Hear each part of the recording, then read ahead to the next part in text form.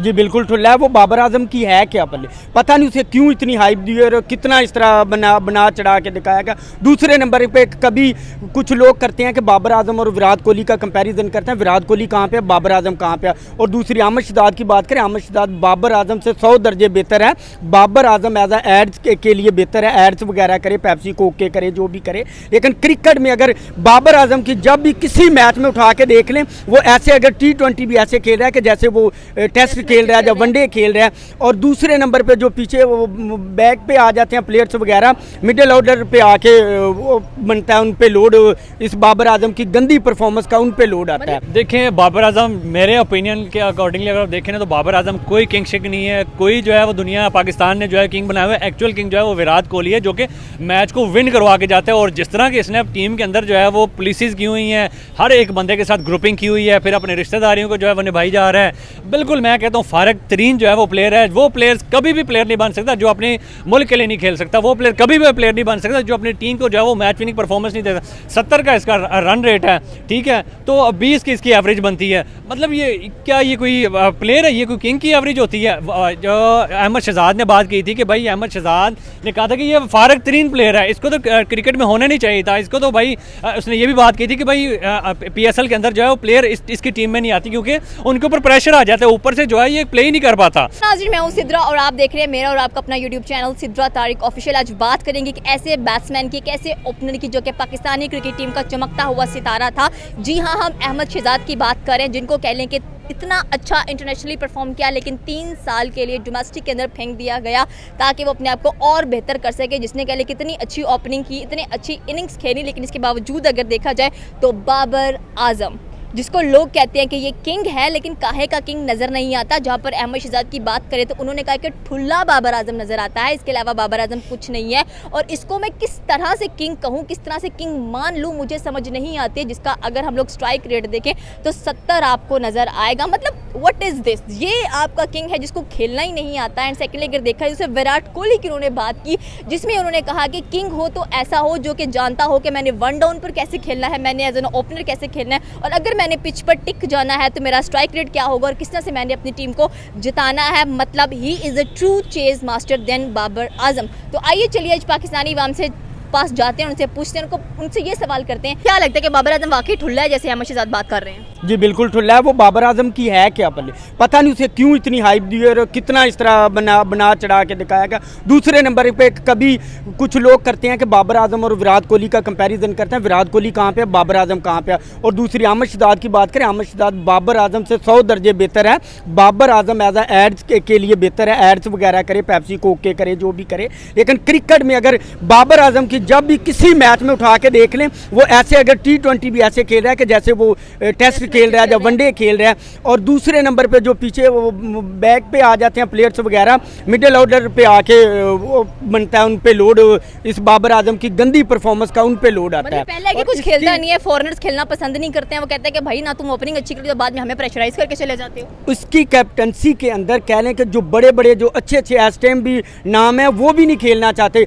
मोहम्मद आमर इतना अच्छा बॉलर है, वो बाबर आजम की वजह से नहीं खेलना चाह रहा। दूसरे नंबर पे ये लेके आ जाता, उसको क्या नाम है ये बॉलर का, हसन अली। वो हसन अली इसका दोस्त है, इसका फैमिली फ्रेंड है, इस वजह से वो मतलब इसके अंदर ये चीज़ नहीं है। Babar Azam as a captain होता है। कैप्टन आप देखें अगर ODI के अंदर आप ये श्रीलंका और इंडिया का मैचेस हुआ है, रोहित शर्मा था। रोहित शर्मा आपका एज अ कैप्टन किस तरह वो परफॉर्मेंस दे के गया, बाकी पे किसी पे भी उसने साथ वाले पे भी कोई ऐसा बर्डन नहीं आने दिया। बाबर आजम के किसी भी मैचेस की देख लें, वो पूरी टीम के लिए एक ज़हमत बन के रह जाता है कि यार वो जिस तरह वो खेल रहा है आराम आराम से एक अपनी सेंचुरी और 50 के जिम्बाबर है, कोई कहता है ये घंटा है, कोई कहता है ये ठुल्ला है। मतलब इसको कितने नामों से पुकारा जा रहा है, बाबर आजम को क्या नाम दी?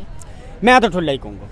यकीन करें मुझे तो इसकी बिल्कुल किसी कारकर्दगी कोई नज़र ही नहीं आती। एज ए टेस्ट के लिए ये बेहतर है, लेकिन बाकी मैचेस के लिए मैं तो नहीं मानूंगा। Okay, thank you sir. देखें बाबर आजम मेरे ओपिनियन के अकॉर्डिंगली अगर आप देखें ना तो बाबर आजम कोई किंग शिक नहीं है, कोई जो है वो दुनिया पाकिस्तान ने जो है किंग बनाया हुआ है। एक्चुअल किंग जो है वो विराट कोहली है, जो कि मैच को विन करवा के जाता है। और जिस तरह की इसने टीम के अंदर जो है वो पुलिसेस की हुई हैं, हर एक बंदे के साथ ग्रुपिंग की हुई है, फिर अपने रिश्तेदारियों को जो है वो निभाई जा रहा है। बिल्कुल मैं कहता हूँ फारग तरीन जो है वो प्लेयर है। वो प्लेयर कभी भी प्लेयर नहीं बन सकता जो अपने मुल्क के लिए नहीं खेल सकता। वो प्लेयर कभी भी प्लेयर नहीं बन सकता जो अपनी टीम को जो है वो मैच स्पिनिंग परफॉर्मेंस नहीं देता, 70 का इसका रन रेट है, ठीक है, तो 20 की इसकी एवरेज बनती है। मतलब ये क्या ये कोई प्लेयर है, ये कोई किंग की एवरेज होती है?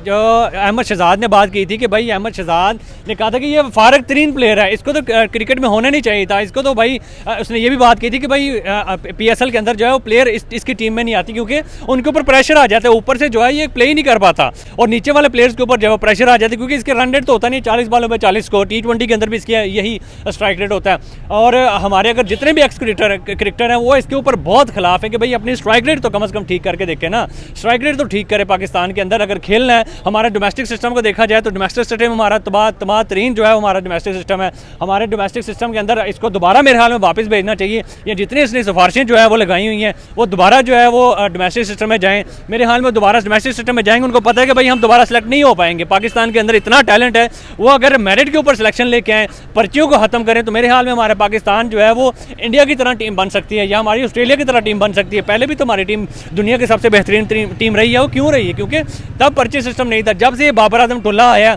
हमारी टीम को सत्यानाश करके रख दिया, तबाह करके रख दी है। हम तो माफ़ी मांगते हैं कि भाई ये छोड़ के चला जाए, हमारा मेरिट सिस्टम के ऊपर सिलेक्शन हो। हमारे बैट्समैन और ऊपर से लोगों की बुराइयां करने में एक्सपर्ट, कभी कहते हैं कि भाई मैं तो जेम्स एंडरसन से डरता हूँ, मुझे तो उसकी बॉल भी बड़ी। भाई तूने कभी खेला है जेम्स एंडरसन को? कभी जेम्स एंडरसन के बारे में स्टेटमेंट दे रहा होता है, कभी आप देखिए ओडीआई के, कभी बुमराह के बारे में दे रहा होता है, कभी ओडीआई वर्ल्ड कप खेलने से पहले दे रहा था मैं ग्राउंड में जाके परफॉर्म करके दिखाऊंगा।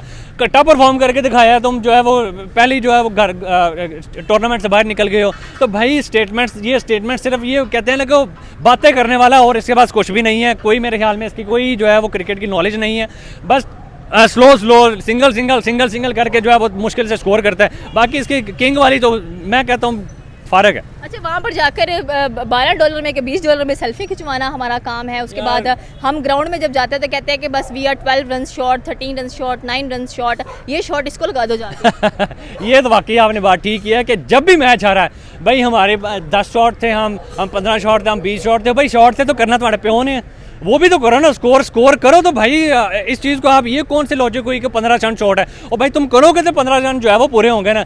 जब भी मैं एशिया कप से लेके अभी तक मैं क्रिकेट को बहुत ज़्यादा फॉलो कर रहा हूँ, मैंने 90% इसका यही इंटरव्यू सुना हारने के बाद कि भाई हम 15 रन शॉट हैं, 20 रन शॉट हैं, तो भाई मैं कर लेता हूँ जाके, आप फिर आ जाओ, वापस आ जाओ, डोमेस्टिक सिस्टम में खेलो आप। लेकिन आपको रोना भी पड़ेगा, वो रोता भी है प्रेस कॉन्फ्रेंस। यार देखें, वो उसको तो छोड़ ही देना। आप देखें ग्रुपिंग इसने अलग की हुई है, ठीक है, परफॉर्मेंस इससे होती नहीं है। कैप्टनसी हमारा पीसीबी का पता नहीं दिमाग में कौन सी दही बनी हुई है, कैप्टनसी इसको बार बार दे देते हैं, वो कैप्टनसी के काबिल है नहीं है और इतना बेशर्म है। एक दफ़ा कैप्टनसी छोड़ी है तो भाई तू छोड़ दे उसको कैप्टनसी को, तू बार बार कैप्टनसी की लालच में क्यों आ रहा है? दोबारा कैप्टनसी करके बैठ गया, दोबारा T20 के अंदर नाक लगवा के आ गया। मतलब कि ये लेवल ऑफ क्या इसका किंग है कि भाई ना कोई सीरीज़ जाके जीत पाता है, ना कोई बायलैटरल सीरीज़ इसके हमने जीती हैं, ना T20 में इसने जितवाया, ना एशिया कप में जितवाया। जितनी भी टूर्नामेंट है, जितनी भी सीरीज़ हैं हरवाई हैं, तो फिर किस चीज़ का किंग है? किंग वो होता है जो भाई अपनी टीम को अरूज पे लेके जाता है, जो अपनी टीम को नंबर 1 पे लेके जा, वो नहीं कि जो कहे कि मैं अकेला परफॉर्म कर लूँ 40 बॉलों पे 40,